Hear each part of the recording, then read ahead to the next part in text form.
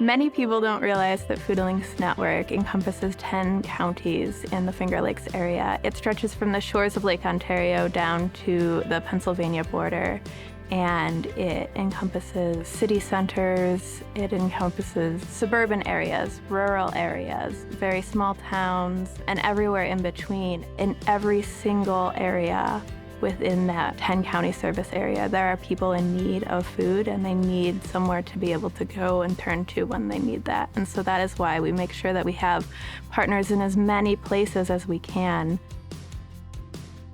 As a culture here in rural communities, we care a lot about that hard work ethic. And sometimes what comes out of that hard work ethic is a belief that you have to do the work to earn the food on your plate.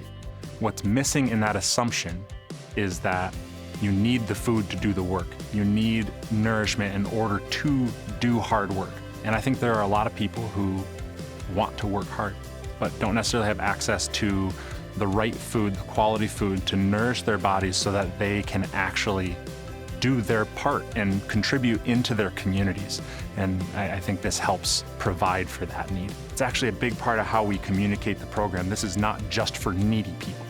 This is for anybody who could use a little bit of extra food. And I think that reduces that barrier of shame and gives people dignity alongside the food.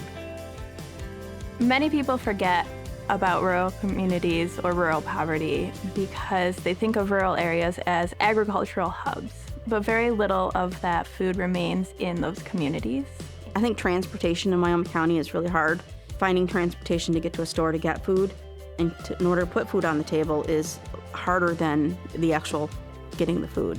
Poverty is a reality in the rural area, even though it's not sometimes as evident. And there are a number of people who do not live in the villages or in towns who have no car. That makes it hard for anybody to get food on their table. With the client choice model, people have an opportunity to select food that they want.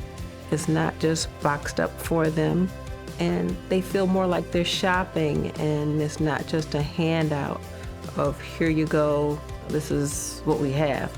But they can select the different proteins and grains and fruits and vegetables that they would like. We've been trying really hard to make the distribution feel like a shopping experience. A big value for us is to not just provide food, but to provide a level of dignity to the folks who are there. I also love to see the interactions with the volunteers, and they get to chat with people along the way, do things like somebody shows up and there's a rutabaga in front of them and they have no idea how to use a rutabaga, and they're talking about recipes, and it's conversation, it's community. It's not just picking up food, it's spending time with each other. I love working with staff and volunteers with our partners because I see the passion and the loyalty and the desire to help someone that they see is in need. Many years ago, I felt God leading me to feed my community, and I've had a couple failed attempts, and then I found Foodlink, and it's been the greatest partnership that we've ever had. I'm meeting my mission in life and getting food out there, and it's just, I don't know if I could do that without Foodlink.